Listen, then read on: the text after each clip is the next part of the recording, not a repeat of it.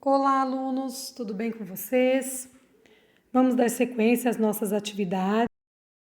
Lembrando que esta atividade gravada, ela servirá apenas para os alunos que fazem as atividades remotas esta semana. Porque os alunos que estiverem no presencial fará esta atividade com a professora na escola, tá? Então, não se esqueçam de colocar a data na atividade. Hoje nós trabalharemos as atividades da página 42, 43 e 44. E o assunto da nossa aula hoje é sentido figurado e sentido literal. Vocês já ouviram falar, palavras que estão no sentido figurado ou expressões, né? Ou palavra no sentido literal? Então, quem aí já ouviu falar, com certeza sabe que o sentido literal é o sentido próprio da palavra, é quando nós dizemos que o significado está ao pé da letra e que normalmente nós encontramos este significado nos dicionários. Agora, o sentido figurado é aquele diferente do seu significado próprio, literal. Então, dificilmente nós encontraremos o significado no dicionário porque é um significado criado, inventado, né? Alguém associou semelhanças, né? E acabou determinando um significado diferente para um termo. Então, vamos dar um exemplo aqui. Se a professora fala assim para uma pessoa: você é uma flor. Então, quando eu disse isso para uma pessoa, como nós sabemos que uma pessoa não é uma planta, então é que eu quis associar a pessoa a uma flor que é bela, né, perfumada. Então é que eu quis dar essas características da flor à pessoa. Então foi um significado criado, inventado. Então nós chamamos essa palavra, neste contexto, né, da frase você é uma flor, que a palavra flor está no sentido figurado. E tem várias outras palavras, expressões, né? Em casa a gente escuta assim: meu pai é uma fera. Não é que o pai é um animal feroz e selvagem, mas que o pai é bravo, não é verdade? Então tem muitas outras palavras e expressões no sentido figurado que é importante vocês conhecerem para vocês interpretarem melhor os textos, porque a maioria dos textos contém palavras no sentido figurado. Então é bom que vocês vão acostumando, né, interpretando aí palavras que normalmente não estão no seu sentido literal. Atividade 4 desta, eu vou até marcar aqui para vocês que hoje a atividade é a partir da número 4. Então, ouçam. Observe o uso da palavra crânio na tira a seguir. Sou um crânio. Inventei o sapato saltador e vou testá-lo agora mesmo. Toim, pof. Ai, ai, ai, acho que eu fraturei o crânio. Então, pessoal, nesta atividade está pedindo para vocês analisarem o sentido da palavra crânio, que está no primeiro balão, né, no primeiro quadrinho, e a palavra crânio, que está no último balão. Então, tem as questões, né, da letra B, por exemplo. Releia a tira anterior e responda em que sentidos a palavra crânio foi usada. Então, pessoal, ela foi usada no primeiro balão com um sentido, aí vocês vão analisar. E no último balão ela está com outro sentido, ou seja, ela tem um outro significado.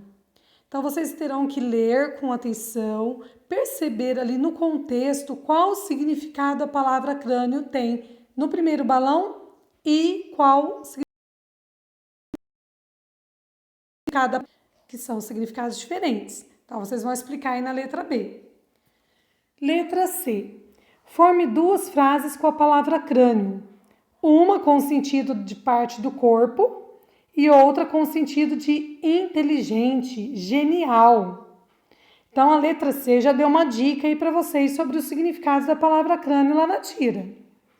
Então, respondam, né, a letra C com criatividade. Não se esqueçam de colocar ponto final nas frases. Número 5.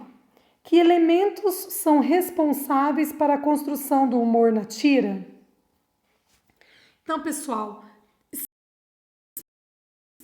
uma resposta bem elaborada explicando qual foi os elementos que contribuiu com a construção do humor na tira. Todo mundo já sabe que o humor é algo engraçado. Então, leiam a tira novamente e tentem explicar o porquê que lá no último quadrinho a gente, né, percebe um humor, algo engraçado nesta historinha da tira. Agora, pessoal, eu peço para vocês muita atenção na leitura aqui, olha, do quadro Importante Saber, pois ele está explicando detalhadamente o que é sentido figurado e o que é sentido literal ou sentido próprio. E tem exemplos aí que podem ajudar vocês a entenderem melhor este conteúdo. Então, ouçam. As palavras podem ser usadas no sentido figurado, que é diferente do seu sentido próprio, literal. Isso significa que você pode não compreender o significado dessas palavras se tomá-las ao pé da letra. Veja, então o que está explicando aí, pessoal? É importante que vocês, no dia a dia, na conversa com as pessoas, nos filmes, nos livros, nas músicas, vão observando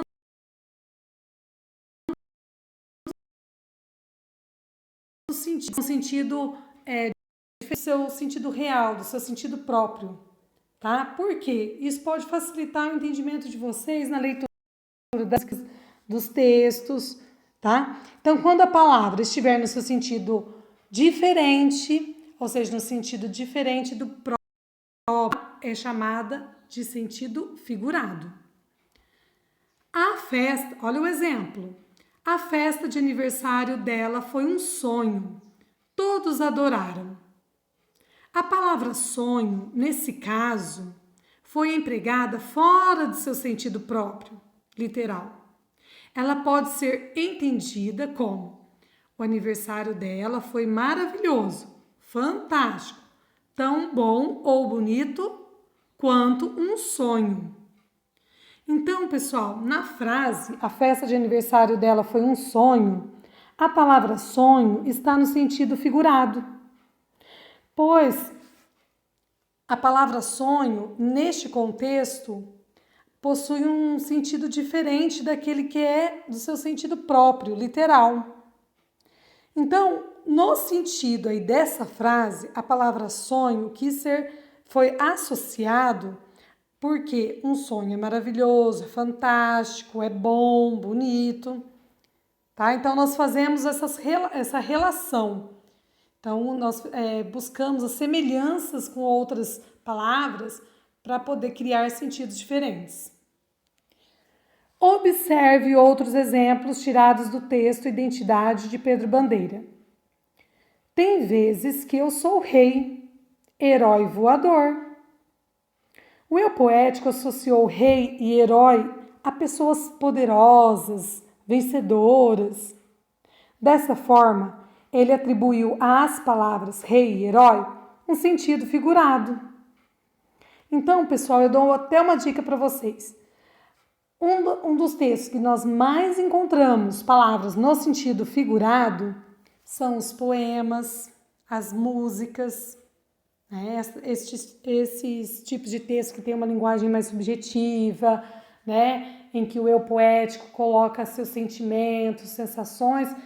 É muito comum o escritor optar por palavras no sentido figurado, pois ele prefere usar toda a sua emoção, toda a sua sensação aí para buscar sentidos novos. Porque as palavras no sentido figurado é quando nós atribuímos sentidos novos, né, a palavras. Então, os poetas gostam muito de fazer isso. Então, leiam, né, novamente esse quadro, importante saber, estudem sempre, né, estes quadros, porque está aí todo o significado, todo o conceito da nossa matéria nova de hoje, que é sentido figurado e sentido literal. Então, continuem aí com as atividades, mãos à obra. Número 1. Na próxima, vocês vão ler a tira e responder. Letra A. Retire dos quadrinhos palavras ou expressões que estejam sendo empregadas no sentido figurado. Vocês vão tirar somente as palavras que têm sentidos novos, que têm sentido diferente do próprio, do literal. Vamos lá para a próxima atividade. Letra B. Explique o significado de cada uma das palavras ou expressões encontradas na questão anterior. Então, além de encontrar as palavras, é preciso que vocês expliquem o significado destas palavras. Qual foi o sentido novo que foi dado a estas palavras? Então, vamos lá para o número 2.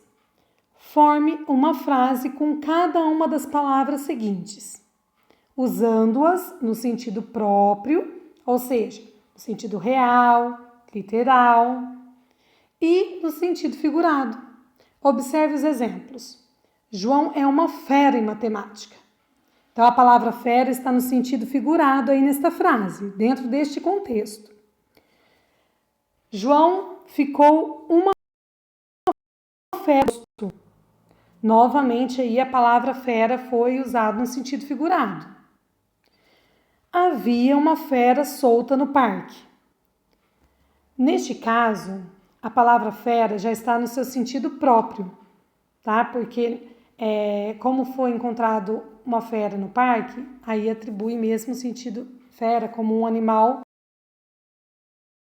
Letra A, então vocês vão formar aí frases com a palavra fresca, fogo, animal e doce. 2 frases para cada palavra.